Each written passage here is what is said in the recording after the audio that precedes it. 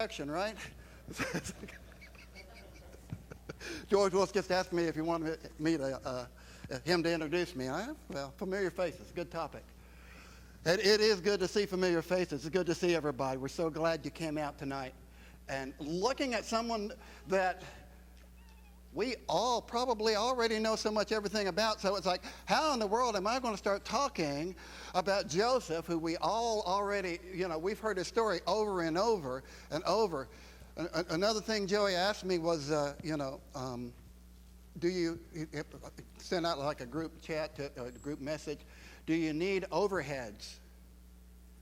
And don't need overheads. I did consider getting handouts because, as our kids went off to class, what was one of your favorite Bible classes as a kid or even as a parent? I would say it would be Joseph, because you get that coloring sheet of Joseph's coat of many colors.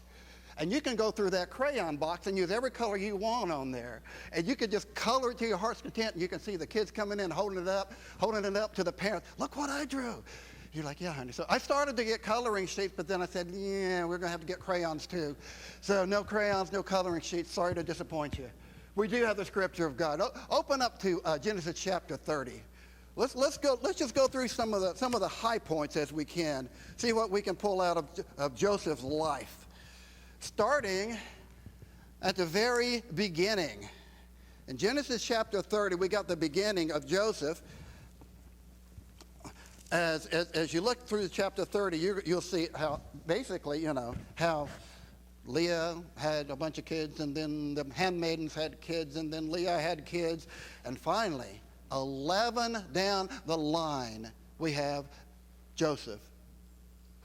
As we look at verse, where'd it go? 24. Verse 22, we'll start there. So Leah had 4, then the 2 concubines had 2 each. There was a daughter in there. Verse 19, Leah gave him 2 more. Finally, just 22, God remembered Rachel. And God listened to her and opened her womb. She conceived and bore a son and said, God has taken away my reproach.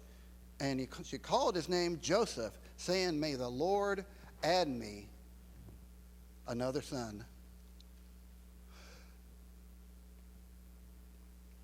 That's our introduction. There is so much here that I want to get to. We only got 30 minutes, really. But as we look at the introduction of Joseph, Mom is already looking to the next child. But here is Joseph, the child.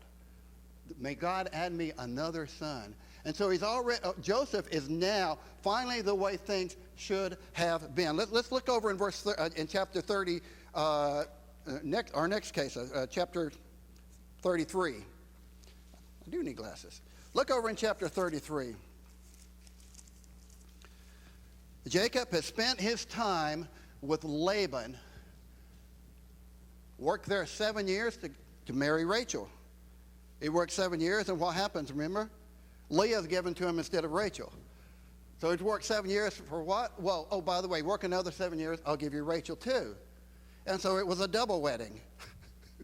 Joseph married both Leah and Rachel. So we got, and then 14 years, and then Joseph is born, and now it's time, okay, I can leave now. And say, can I leave? But as he's going to Laban saying, I want to leave and take my family and my goods and go on, let me go on and we can start our own life. He said, work for me 6 more years. Basically, they come to an agreement to work 6 more years. And Laban, being the crafty fellow that he is, got 6 years out of him. When you read the story, we read that Jacob said, I'll do it for all the spotted calves. And the very first thing Laban does is turn around and send all the spotted calves 3 days away so that Jacob can't get to them. Crafty fellow that he is, but crafty fellow that Jacob is, he learned how to make spotted animals and ended up with, oh my goodness, even more than Laban. So as we're going through this, now comes the time to leave. This is the story of Jacob and Joseph as a child. But as he is leaving, there is a problem with him getting back.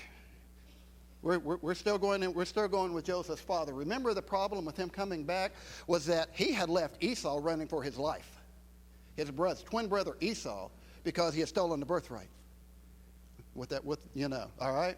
So here he is getting ready to meet Esau. Sends a whole bunch of gifts ahead of him. Sends all these things to prepare the way. Notice where Joseph is in this parade of all of the animals and of all of the wives and the kids.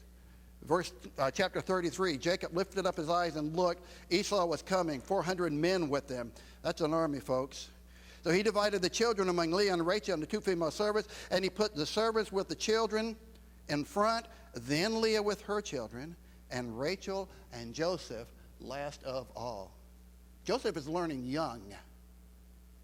5 or 6 years old here? He is learning young how special he means to Jacob. So we got a special kid here, and he is the one that's put at the very last. If all these others die and you survive, that's okay. That's almost a message we're getting. So as we look at that, the next time we read about Joseph, we're in chapter 37 already. So let's look at chapter 37. What did Joseph grow up to be as a teenager? Verse 2, Joseph, being 17 years old, was pasturing the flock with his brothers. Okay, he's got a job, but notice his job is actually at home, really. Kind of like, remember Jacob was a homebody? Joseph seems to be a little bit of a homebody. He is pasturing the flock. Now, something interesting happens in verse 2. Joseph, pasturing the flock with his brothers. He pastured the flock with his brothers. He was a boy with the sons of Bilhah and Zilpah, those 4, his father's wives. And Joseph brought a bad report of them to their father. He ratted them out. He threw them under the bus, right? That's what we say nowadays. So we got Joseph talking about what all that those 4 boys did. And we find out that Joseph loved, verse 4, when the brothers saw that their father loved him more than all their other brothers, they hated him and could not speak peacefully to him. Okay, raise your hand. Anybody got a younger brother, by the way? Yeah, that's me. I have a younger brother. He's 10 years younger. Things were different from me and my brother, the way things. Mom and Dad had already 10 more years of experience. And things that I got and I didn't get away for, he got away with. I think we can see a little bit of that. I'm probably going to see a couple of head nods if you have that really younger brother, when there's a big gap. But I can also understand why that was. Because in my personal instance, Rob, my brother, y'all know him. See, Rob, my mom and dad, between me and Rob, had 2 miscarriages. That made him even more special. When you really cannot, when you're trying to have a child and you can't, and you finally have, that makes that child special. And that's exactly what happened here with Joseph. So we got the specialness of Joseph already. Now, there are some few things that fueled the fire. Do you remember the things that fueled the fire? What were some things that fueled the fire of the dissension between them?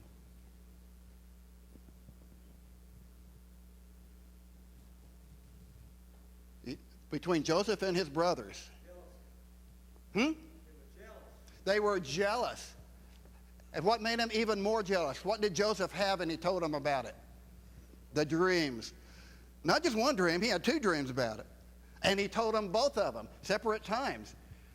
And remember the dreams was like, oh, by the way, I have a sheaf in the middle of the field, and all your sheaves came, and they bowed down to my sheaves. That's verse 7 there. And his brother's like, you're the young one. Are you going to rule over us? All right. And then he told him another one about the sun and the moon and the 11 stars bowing down to him. Even Dad chastised him about that one. So, what do you do with it? What do you do with a brother that you just don't know what to do with, and you really want to get rid of him? Well, they're the funny song that we like to sing at camp. It's called My Brother Ricky's for Sale. That's what they did. They ended up, of course, we know the story. They ended up selling Joseph to some Ishmaelite traders. And it's, instead of killing him, they sold him. I am so wanting to get into all the details of it. I'm going to leave the details of that for your own reading this week. But he ended up selling. Remember where he ended up? Whose house did he end up being sold to? In Egypt. You can say it.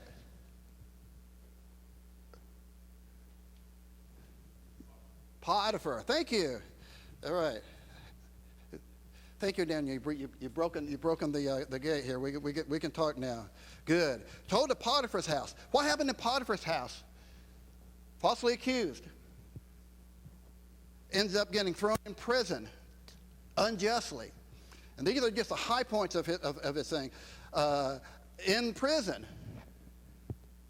Not long before he's in charge there too. By the way, in Potiphar's house, he becomes in charge. We remember that. Potiphar's house, not long before he comes in charge. But in prison, he's put in charge before long. While he's in charge, he interprets dreams there. Ends up interpreting a dream for Pharaoh. Another high point we're going to see later on. This is the big overview scan. Reunion with his brothers. Everybody's getting hungry because we remember the dreams. Everybody's getting hungry all over the world. He's reconciled with his brothers. We get to the latter chapters of Genesis, and we see that he's saved his whole family from famine. A reunion with his dad who thinks he's dead.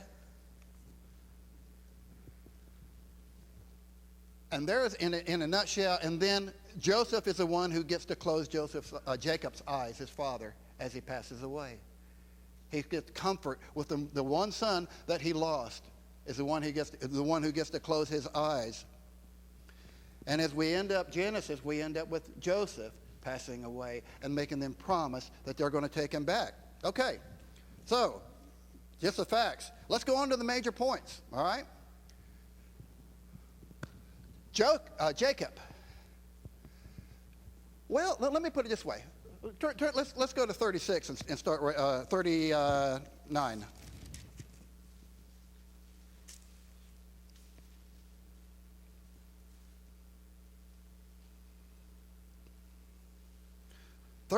Verse 2. The Lord was with Joseph, and he became a successful man as he was in the house, and he was in the house of the Egyptian master. Where do slaves usually live? When they don't usually live in the house with the master, do they? Guess where he is? He's in the house with the master. He's got preeminence there. He's in charge of his master. As a matter of fact, verse 8, because of me, my master has no concerns about anything in the house. He's put everything that he has in my charge. He is not greater in this house than I am, nor has he kept back anything from me.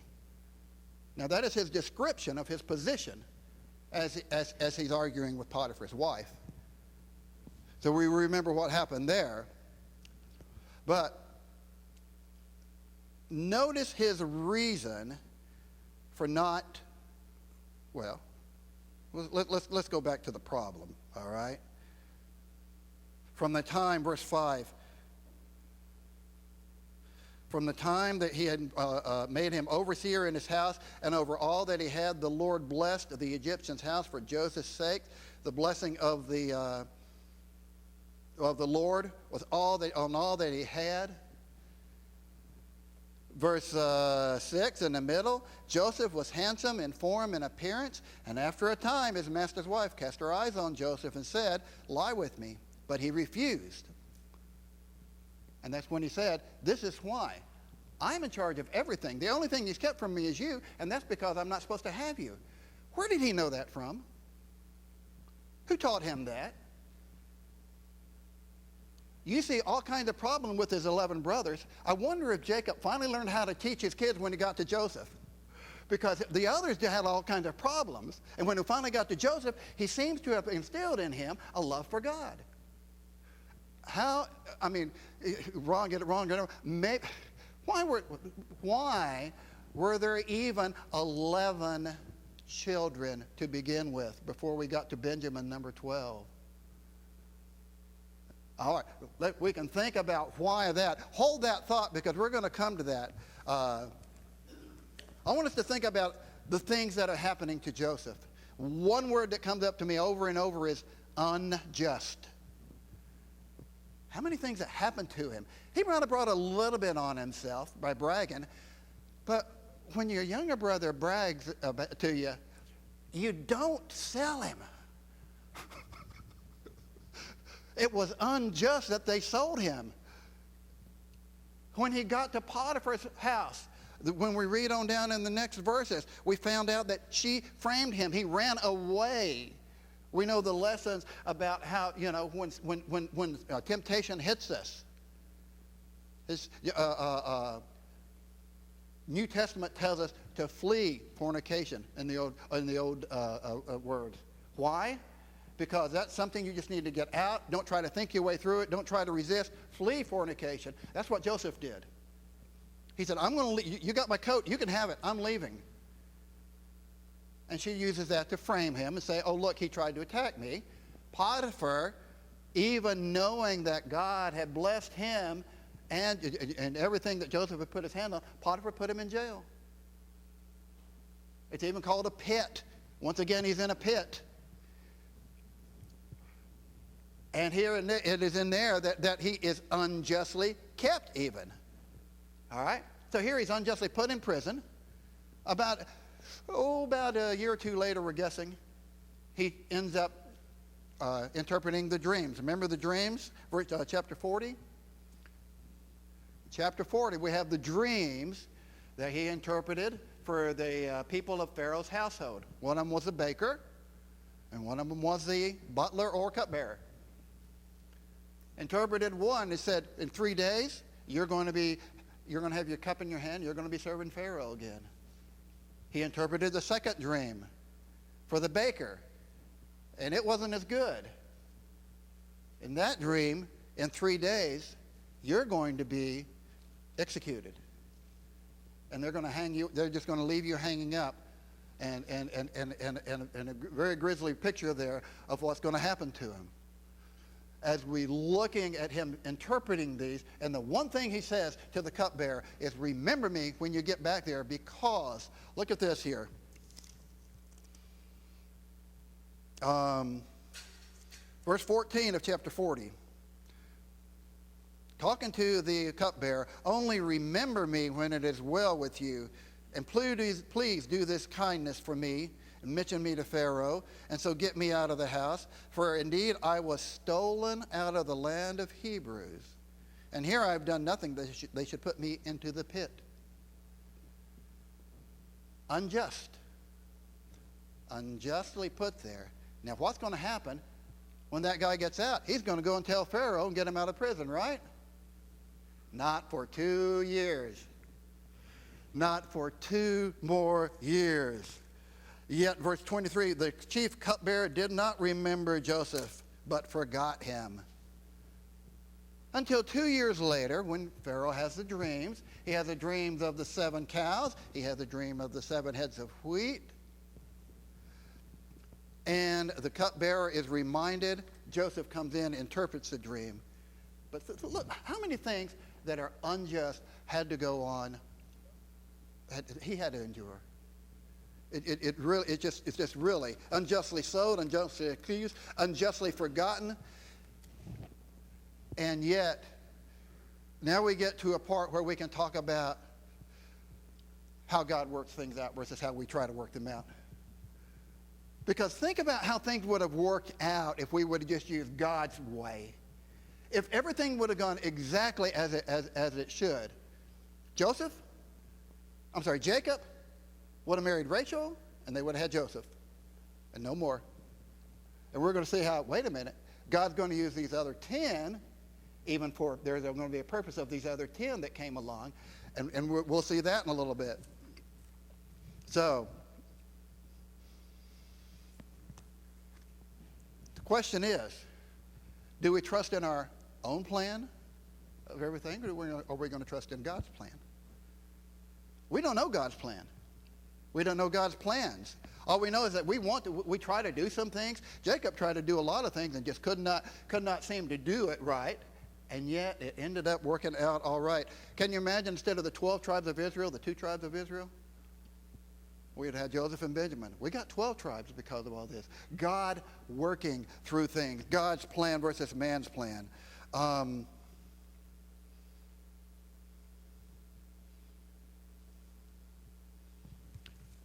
Another thing, by the way, I am really, really on a roll here, but I want to stop here a minute and for comments. Anybody have any comments, anything they'd like to,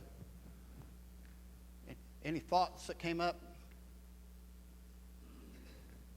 Just how generations from bad decisions improve generations. Don't just stop the person who makes a bad decision. Continue with kids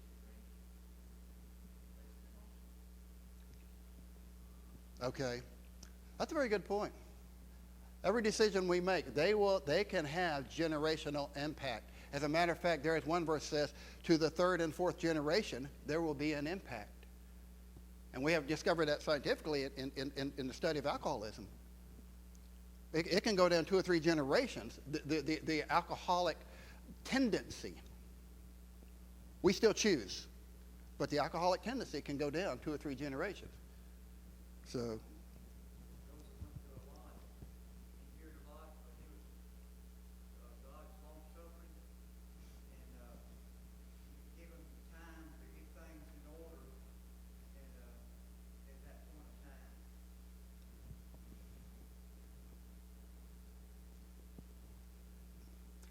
Get things in, yeah.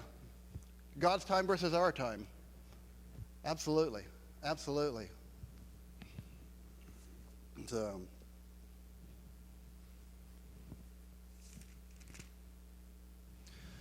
Joseph comes up. Well, let's look a little bit about how about Joseph, concept of Joseph trusting in God. Why in the world, back in chapter 39, verse 9, notice who he's saying to Potiphar's wife.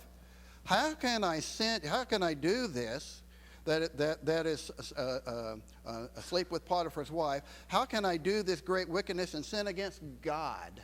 That word there is Elohim. Same word in the beginning God created. We know this is the God of the Jews.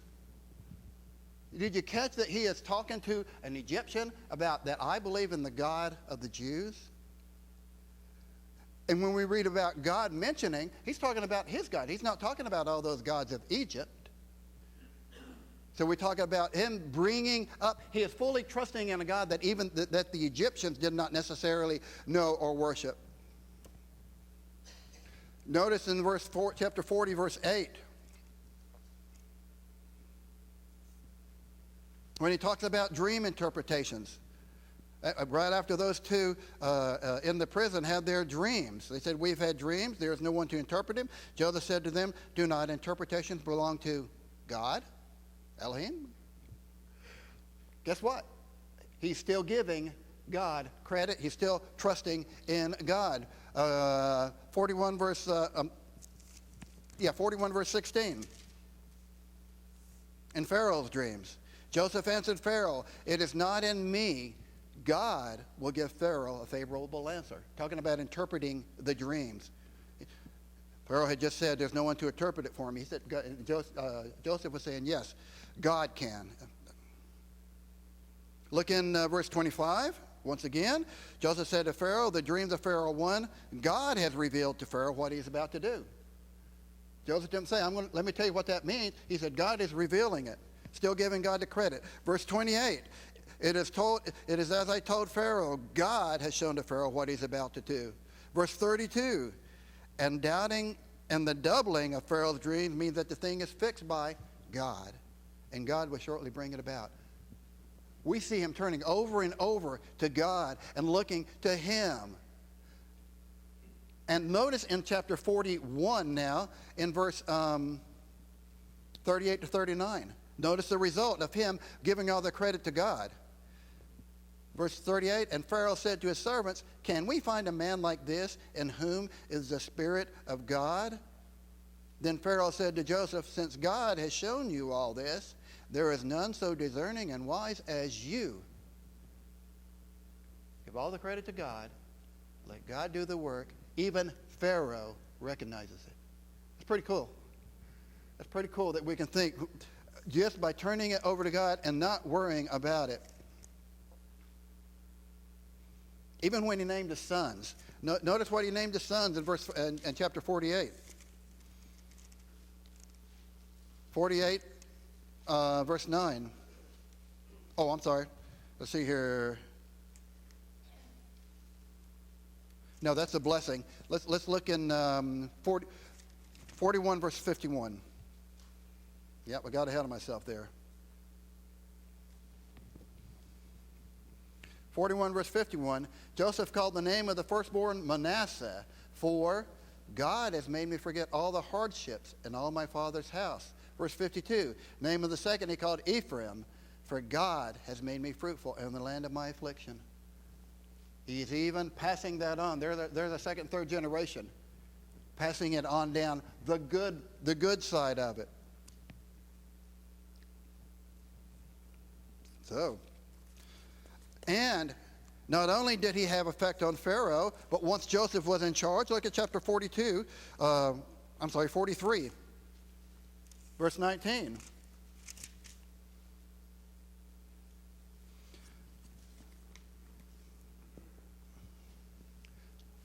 When we think about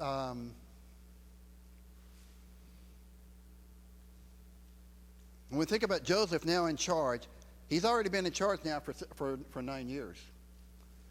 This is after the 7 years of plenty, and there had already been 2 years of famine, and now everybody's run out of food, and now they're coming down and buying food. And as he's buying food, so Joseph has already had 9 years of running Egypt and being in charge. And when we get there to the... there we go, chapter 43, verses 19 to 23. And part of the interchange between Joseph and his brothers, we see them going down and coming back a second time. And as they came back that second time, they're called into Joseph's house.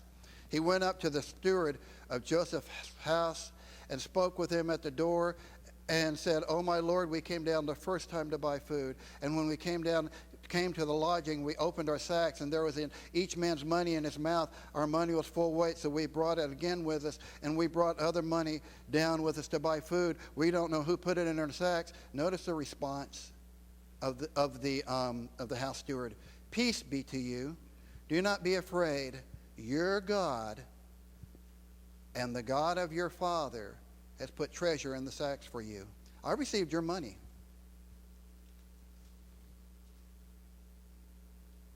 His household is now believing in God. He has an impact because of his trust in God, even upon his household.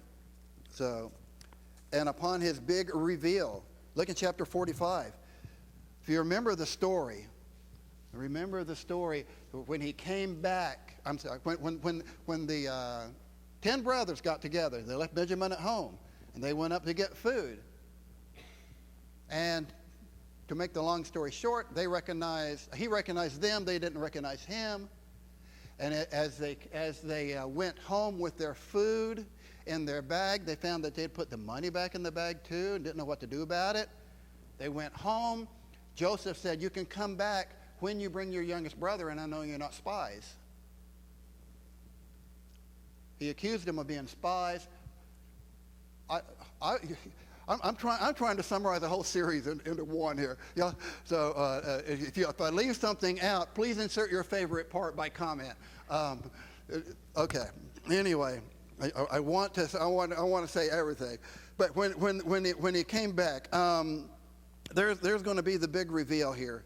When they finally, after the second time back, after Benjamin has come, and as they're leaving with a second batch of food in their saddlebags, They're all ready to go home. They leave early in the morning. All 11 of them this time have food in their bags, and they're going. And Joseph waits a little while and then stays at home, sends a servant and says, someone stole my master's cup. And they said, we wouldn't do that. And he said, basically, they said, well, whoever did that, they need to give up their life. And, of course, he had them stash it in Benjamin's bag, the one loved one that was left of Jacob. Lot of drama here. But as they brought them back, finally come to the point, he said, I can't take it anymore. I have to let you know who I am. And in verse 45, I'll try to read this without tears. Every time I read this, I choke up because it's just one of those touching moments. You know how you have a touching moment in a movie sometimes or something, and it reaches in and it tweaks you a little bit. You get a little tickle in your nose. Notice, this is the reveal. In chapter 45, verse 4. All right. Joseph could not, we'll just start in verse 1. Joseph could not control himself before all those who stood before him. He cried, make everyone go out from me. So no one stayed with him when Joseph made himself known to his brothers. And he wept aloud so that the Egyptians heard it, and the house of Pharaoh heard it. It's pretty loud crying. And Joseph said to his brothers, I am Joseph. Is my father still alive? But his brothers could not answer him, for they were dismayed at his presence. I want you to picture this. Joseph, when he left him, was 17 years old. He is now 30. 13 years have passed. Joseph has been in the sun of the Egyptians, in the sunshine, outside. He has been in there, using their language. He looks Egyptian. He probably wears a makeup just like you see on all the walls and everything, He's probably doing all that. So as he's wearing these, looking like that, they don't recognize him. They've been looking at him for days. They still don't recognize him as Joseph, don't even think about it. So Joseph said to his brothers, come near to me, please, verse 4. And they came near, and he said, I am your brother Joseph, whom you sold into Egypt. Relief? Happiness? What emotion do you feel right now at the revealing, I am the one you sold?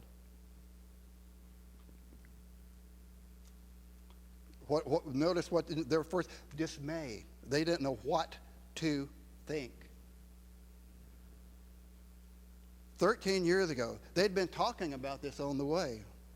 Notice where Joseph puts his focus on, even in this situation, where he could easily pay them back for everything they've done. He's in the role to do it. And yet, notice where his focus is. And now, do not be distressed or angry with yourselves because you sold me here, for God sent me before you to preserve life. You think you sold me? That was just God getting me here. And he got me here in time to save up 7 years of good so that when the 7 years of bad comes and there's no food, we're going to be prepared. God did it, not you. Chapter 50, verse 19.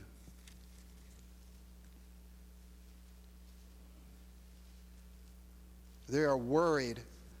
Now that Jacob has died, they're worried that Joseph can now take vengeance for selling him.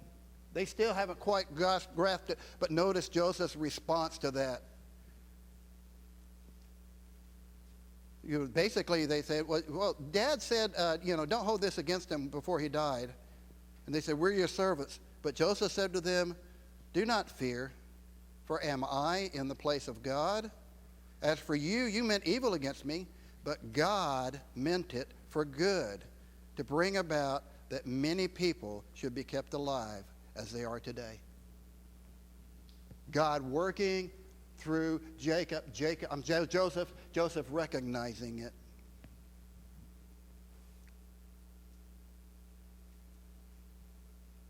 Another thing we might notice about Joseph is his diligence. Notice it says that he put him eventually in charge of his house. He worked hard at what he did, and he worked and did it right enough to where he was in charge of Potiphar's house before long. We don't know how long. Let's see, what was it? He was there maybe 12 years. We don't know how long it took him to work there, but he was diligent about it. Look in Proverbs 22, verse 29. I love it in the original King James, because it uses the word diligent. New King James uses the word excel. It says skillful in the ESV, but look at Proverbs 22, verse 29. Do you see a man skillful or diligent, King James says, or excels in his work? He will stand before kings. He will not stand before obscure men. Joseph was proof of this, wasn't he? We got some other Old Testament names that we could say could go in here. Who else stood before kings because they showed excellence? Daniel. We might have Daniel fresh on our minds still. Daniel did it, didn't he? Mordecai did it, didn't he? Mordecai stood before kings because he was diligent in what he did. Nehemiah rebuilding the walls. Those are the first three that pop into my head. People who were diligent before. So, as we look at this, God had a purpose for Joseph's life. And it was to save the world. So,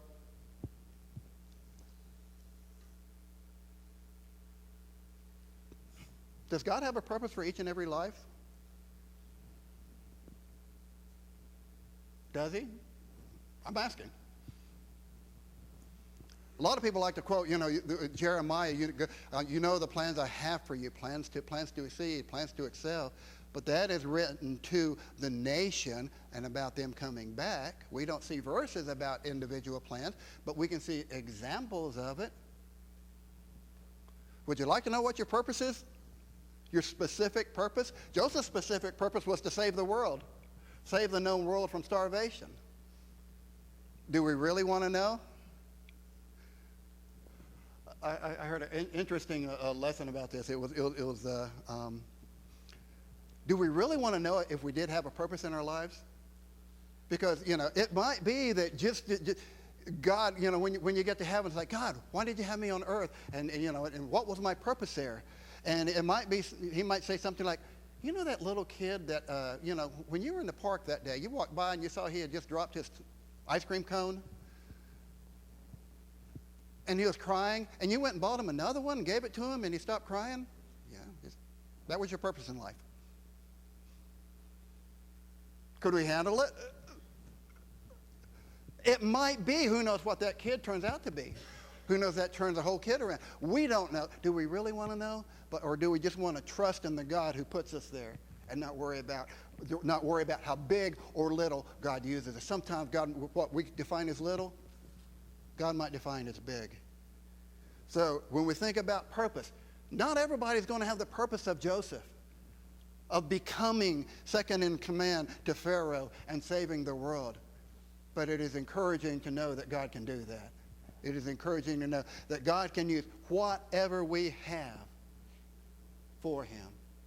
So, well, Edward, I have about 10 till, and I don't want to keep our teachers in there too long. But, so, one question I will close on. Which face of Joseph do we see? Familiar faces? Do we see the Joseph that was the bratty little kid running around tattling on his brother? Or do we see the Joseph after God had worked through him and everything? So which face do we see? And by the way, Joseph is a familiar face. If you wanted to buy grain, guess who you had to see in Egypt? Everybody knew the face of Joseph. Everybody knew that. Oh, by the way, the Zephinath Paneah. They might have known him by that name. That was the name that Pharaoh gave him, the Zephinath Paneah. We don't see it but once. Maybe they known him as, a Zaph or something. Good old Zaph. Comments or thoughts as we close?